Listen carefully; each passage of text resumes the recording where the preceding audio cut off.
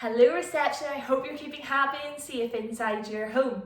Today we're back in my kitchen, which must mean we're doing topic and learning about different types of food again.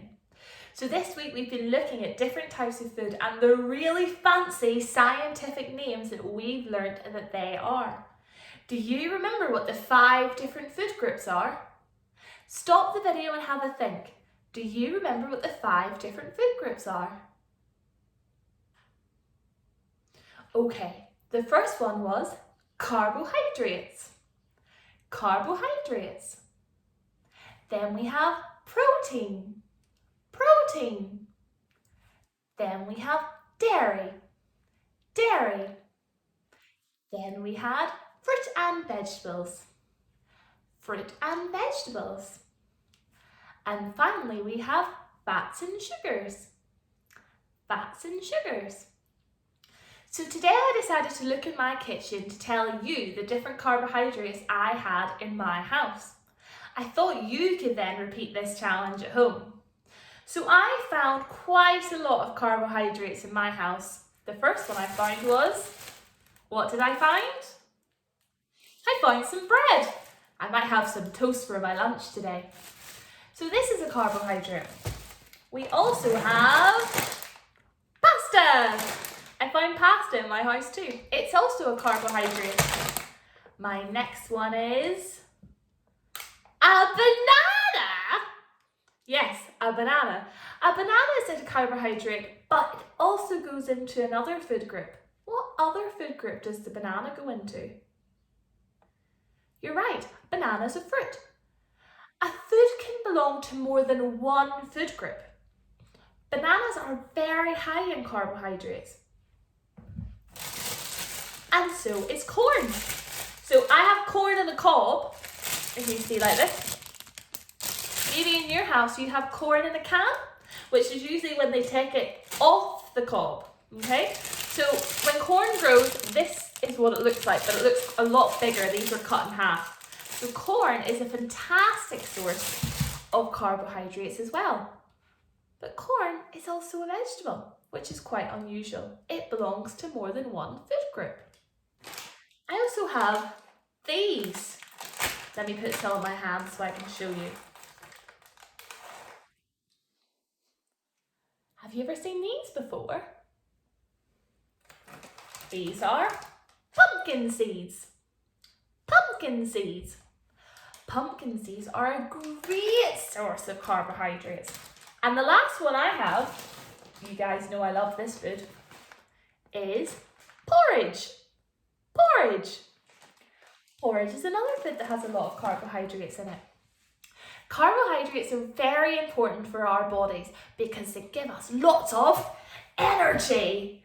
They give you energy to play, to run, to jump, but they also give your heart energy to pump blood all around your body and your brain energy to think. The only thing is with carbohydrates, we don't eat lots and lots and lots and lots and lots of them, because if we only ate lots and lots and lots of carbohydrates, we wouldn't have a balanced diet, even though they're good for us because they give us a lot of energy. We need to balance. Let's say that word together. Balance. Balance.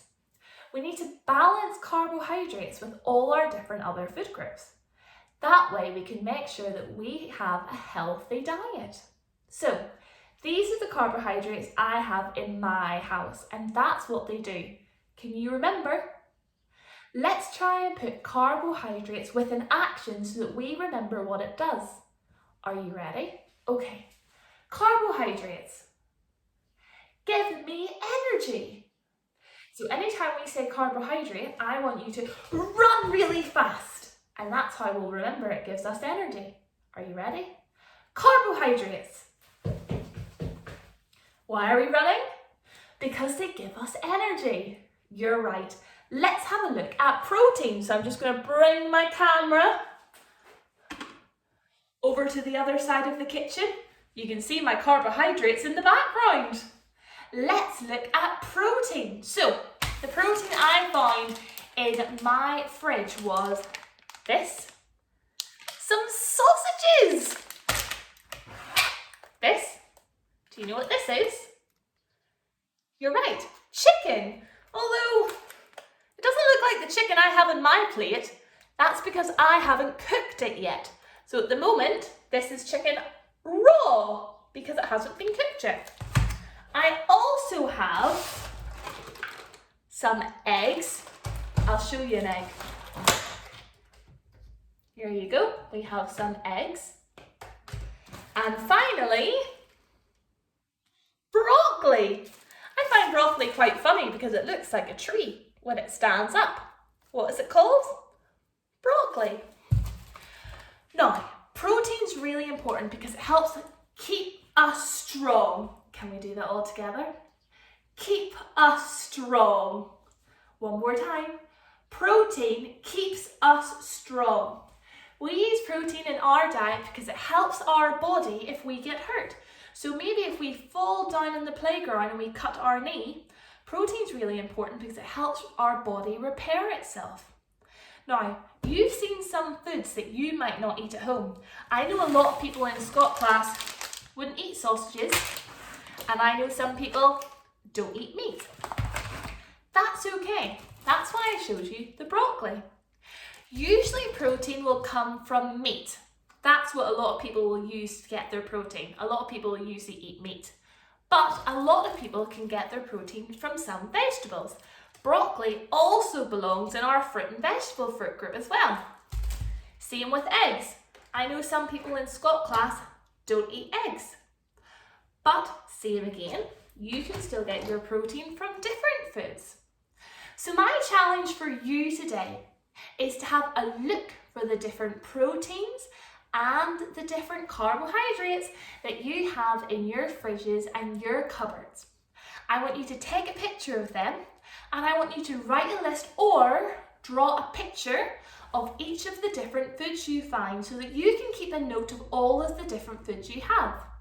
Maybe you're getting groceries soon, so maybe that's when you might want to do this activity, when you've got a fresh food in the house. I can't wait to see all the fantastic foods you have in your house. If you don't have meat or eggs, as I said, don't panic. Maybe you can ask an adult what different foods in the house have protein if you don't eat eggs or meat. You can maybe ask, can you work with them to research on the computer? We will upload videos on Tapestry of carbohydrates and proteins so that you can see the different types of food that you might be able to find in your house if you're struggling after this video. I can't wait to see your list of all the different proteins and carbohydrates you have in your house. Now remember, carbohydrates give you energy and proteins make sure you're strong. Take care, reception. See you soon.